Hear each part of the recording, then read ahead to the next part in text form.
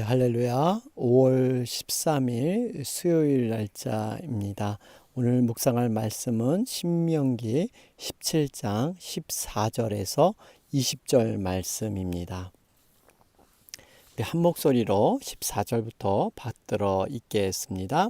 내가 내 하나님 여호와께서 내게 주시는 땅에 이르러 그 땅을 차지하고 거주할 때 만일 우리도 우리 주위의 모든 민족들 같이 우리 위에 왕을 세워야겠다는 생각이 나거든 반드시 내 하나님 여호와께서 택하신 자를 내 위에 왕으로 세울 것이며 내 위에 왕을 세우려면 내 형제 중에서 한 사람을 할 것이요 내 형제 아닌 타국인을 내 위에 세우지 말 것이며 그는 병마를 많이 두지 말 것이요 병마를 많이 얻으려고 그 백성을 애굽으로 돌아가게 하지 말 것이니 이는 여호와께서 너희에게 이르시기를 너희가 이후에는 그 길로 다시 돌아가지 말 것이라 하셨음이며 그에게 아내를 많이 두어 그의 마음이 미혹되게 하지 말 것이며 자기를 위하여 은금을 많이 쌓지 말 것이니라.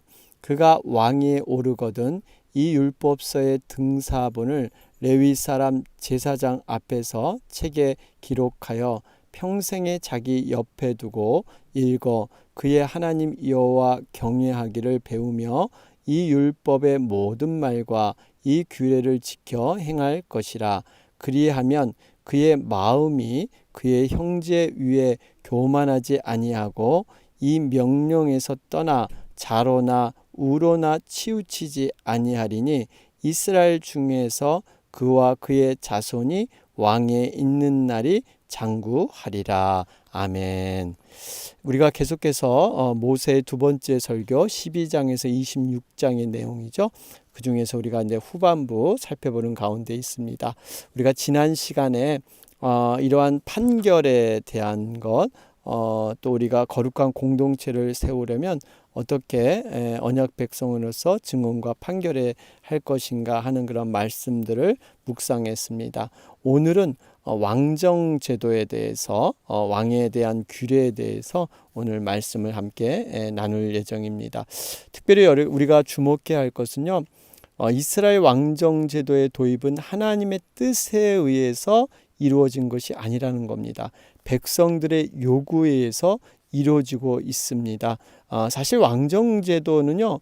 하나님이 원하는 바가 아니었어요. 왜냐하면 이스라엘 백성은 이미 왕으로서 하나님이 계셨는데 이 이스라엘 백성들이 가나안 땅에 들어가게 되니까 그 이웃 나라들을 보면서 그 왕정 제도에 대한 불화함이 있었죠. 그래서 하나님은 마지못해 그 왕정 제도를 허락해 주고 계십니다. 분명히 하나님께서는 이미 출애굽기 19장에서 너희가 내 말을 잘 듣고 내 언약을 지키면 너희는 열국 중에서 내 소유가 되겠고 너희가 내게 대하여 제사장 나라가 되며 거룩한 백성이 되리라. 여러분 이미 사실 하나님은 이미 이 언약을 선포하심으로 하나님은 직접 이스라엘 백성들을 통치하신 그리고 너희들은 나의 소유된 백성이다 이렇게 말씀하셨죠. 그럼에도 불구하고 인간의 연약함 그들의 정말 상황과 처지를 알았기 때문에 하나님께서 이렇게 허락해 주신 것이 바로 왕정 제도입니다. 우리가 이 장면을 사무엘상 8장에서도 확인해 볼 수가 있죠. 사무엘은 백성들의 요구에 기뻐하지 않았습니다. 왕을 세워달라 그럴 때 기뻐하지 않았어요. 하나님은 그 사실을 두고 이렇게 얘기했죠. 그들이 나를 버려 왕이 되지 못하게 함이라.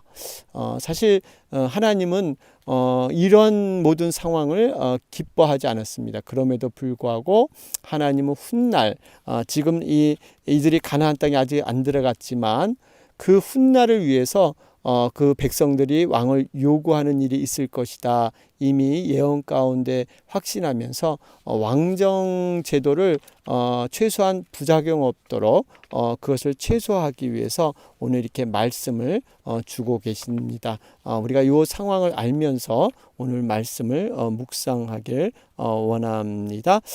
자, 그러면서 여러분 15절 보면 반드시 내 하나님 여호와께서 택하신 자를 내 위에 왕으로 세울 것이며, 여러분 이렇게 왕으로 세워지는 것은요, 하나님이 택해 주셔야 됩니다.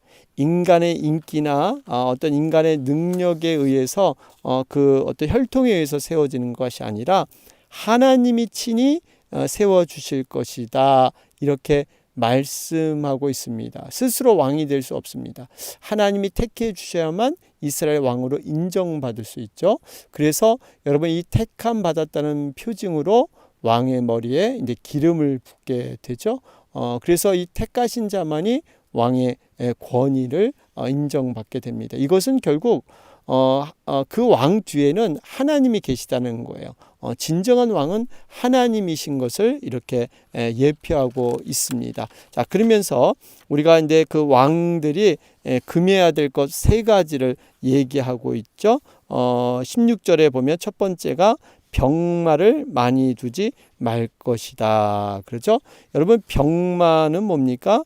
그 당시 군사력을 뜻하는 것이죠. 그러니까 병마를 많이 두게 되면요, 어떠한 기동력이 있고 어떤 싸움을 잘해서 그런 그 많은 그런 힘을 얻을 수가 있는데, 여러분 이것을 많이 두게 되면 아무래도 하나님을 의지하는 그 믿음, 정말 전쟁을 이기게 하시는 그 하나님의 능력을 더욱더 의지하지 못할 수가 있습니다. 인간적인 힘, 인간적인 능력, 이것을 분명히 의지하지 말라, 이렇게 말씀하고 있습니다. 특별히 또 16장 후반절에 보면요, 병마를 많이 얻으려고 그 백성을 애굽으로 돌아가게 하지 말 것이니, 여러분 병마를 얻기 위해서 애굽으로 돌아가지 말라. 여러분 사실 애굽이란 나라는요, 이 아주 그 말들 중에서 우량마라 그러죠. 아주 튼튼한 말이 많았던 곳입니다.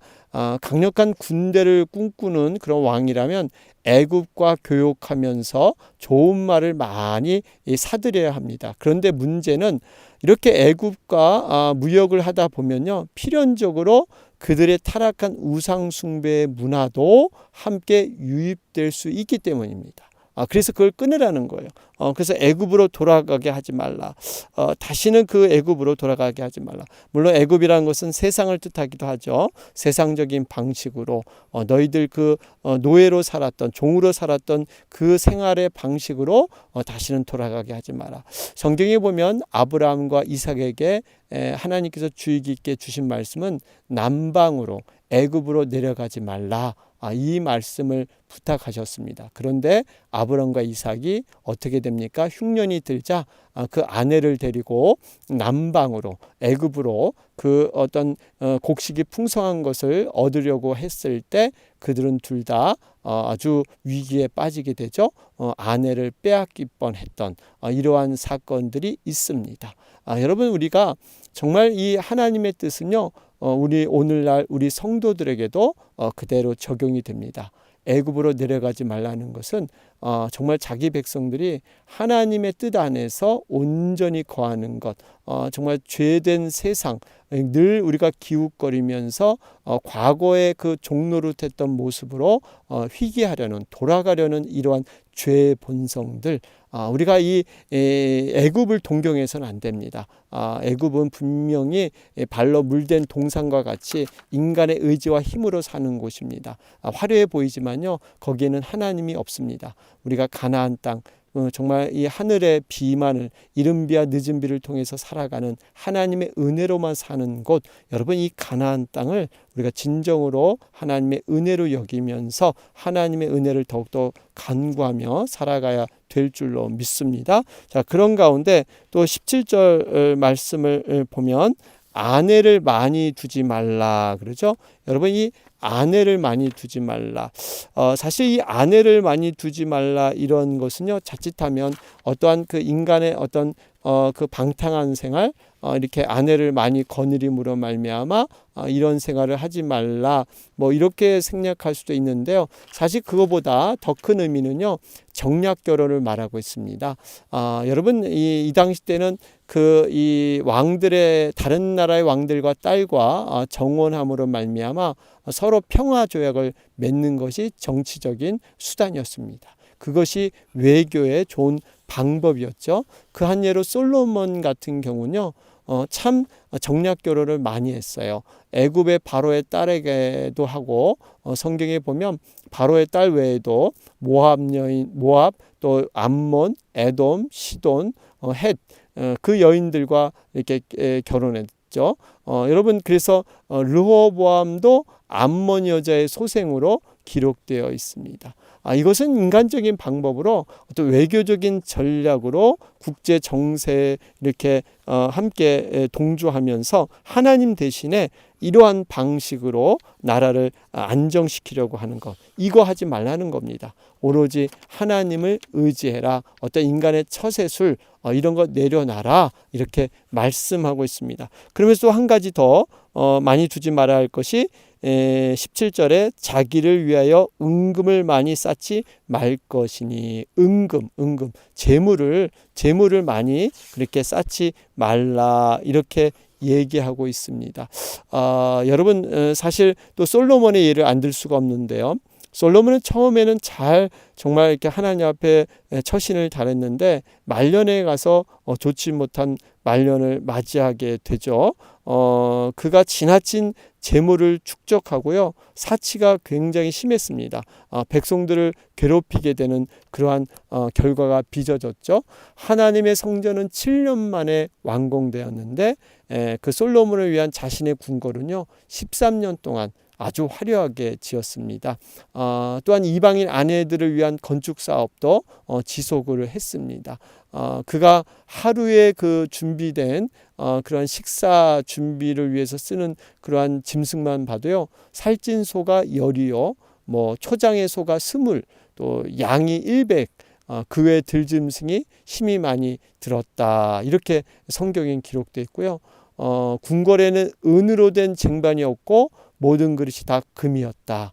이 정도로 사치가 심했습니다. 결국 이 솔로몬 이후 분열하게 된 직접적인 원인은요, 이 솔로몬의 강압 통치, 이런 사회적인 이 사치의 습관들, 그 아들이 이어받게 되죠. 르호보암이 계속 이어가려고 하자 백성들이 이에 대해 반발해서 결국에는 나라가 분열되는 이러한 참극을 초래하게 됩니다.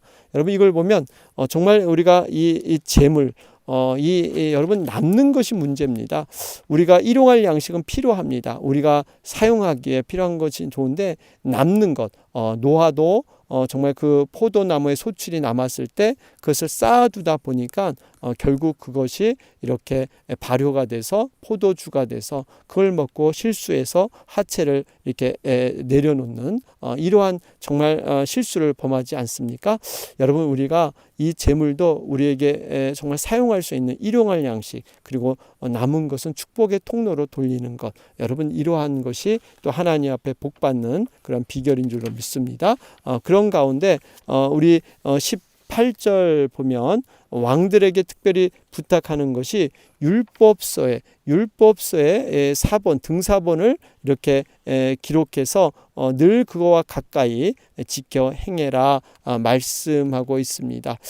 여러분 이것은 왕이 모든 일을 통치하고 모든 일을 결정하고 판단할 때 이 하나님의 말씀에 근거를 두라는 거예요. 말씀을 가까이 하면서 말씀으로 인해서 모든 것을 통치해 나가야 된다 말씀하고 있습니다. 그런데 여러분 이것이 왕에게만 해당되는 말일까요? 아닙니다.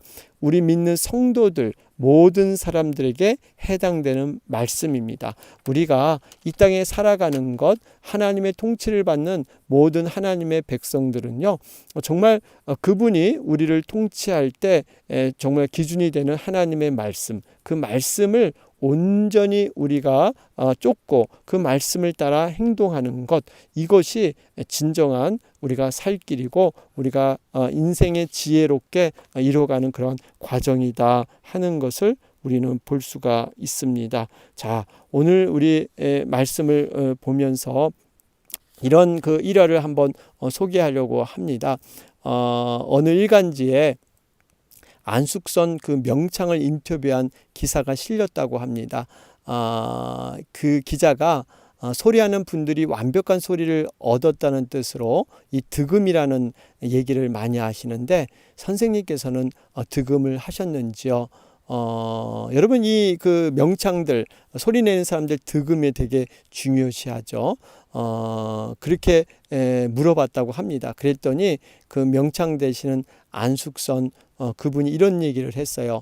소리를 배울 때 저는 득음만 중요한 게 아니라 광대로서 됨됨이를 모두 갖추어야 한다고 가르침을 받았습니다. 소리는 얻고 말고가 아니라 인생처럼 끝없이 진행형이고 그 과정이란 뜻입니다. 이런 얘기를 했어요. 이 의미는 이 소리라는 것은 안 쓰면 녹 쓰는 것이고 평생 우리가 마라토너처럼 계속 이 소리를 내야 되는데, 이 소리를 득음하는 것, 이것 자체보다 정말 인생의 됨됨이, 이 소리를 끝까지 내가 해나가고 이 소리를 게을리하지 아니하고 하루하루 녹슬지 않도록 이렇게 살아가는 그 삶의 됨됨이, 삶의 태도, 삶의 인격, 이런 성품, 이것이 더 중요하게 본인은 생각한다, 이렇게 대답을 한 것이죠. 여러분, 이걸 보면 이 덕목, 우리가 이 땅에 살아가는 것도 어떠한 그 소리, 어떠한 재능이나 어떠한 능력이 나타나는 것, 어떠한 기이한 기적과 현상이 나타나는 것, 이것보다 우리가 말씀 가운데 그 말씀을 묵묵히 순종하며 우리의 성품이 변화되고 우리의 모습 속에 정말 아름다운 빛과 소금으로 이렇게 삶에서 나타나는, 잔잔하지만 계속적으로 우리의 그러한 삶 속에서 동행하시는 성령님, 그 하나님의 그 손길을 붙잡는 것, 바로 이것이 우리에게 중요한 인생의 목표고 우리가 구분된 그러한 삶인 줄로 믿습니다. 여러분, 이걸 이렇게 이 묵상 에세이에 이렇게 실어놨는데요, 참 도전이 되는 그러한 예화가 아닌가 생각을 합니다.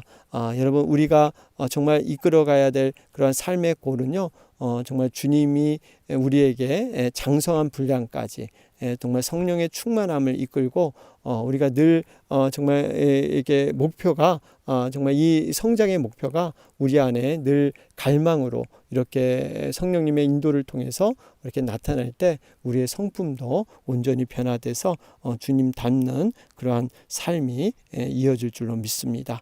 오늘 말씀 우리 묵상하면서 다시 한번 하나님이 원하시는 왕의 요건, 이 왕은 이스라엘 왕을 뜻하는 것도 있지만 또 우리들, 바로 거룩한 백성이고 제사장 나라 왕 같은 그러한 우리를 하나님께 부르셨는데, 바로 우리에게 해당되는 그러한 말씀인 것입니다.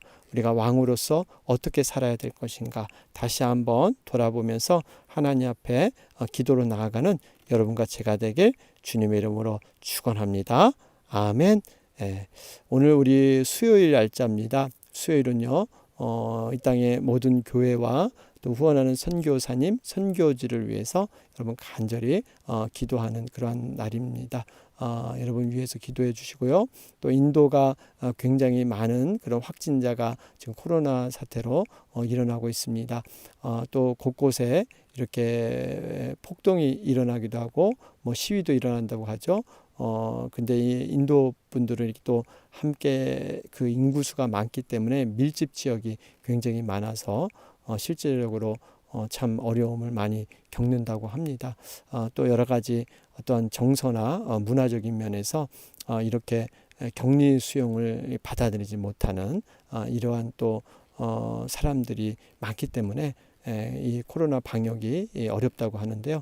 여러분, 또 인도 어떻게 보면 지구상에 거의 12억의 인구가 있죠. 또 우리 김득주 장로님 열린문 선교 에도 우리 인도에 또 여러 그러한 학교가 있고 또 가정교회가 있습니다. 여러분 위해서 계속해서 기도해 주시기 바랍니다. 여러분 이 시간 함께 기도드리겠습니다. 주의 은혜라 주의 은혜라 이 자리에 서 있는 것을 주의 은혜라 주의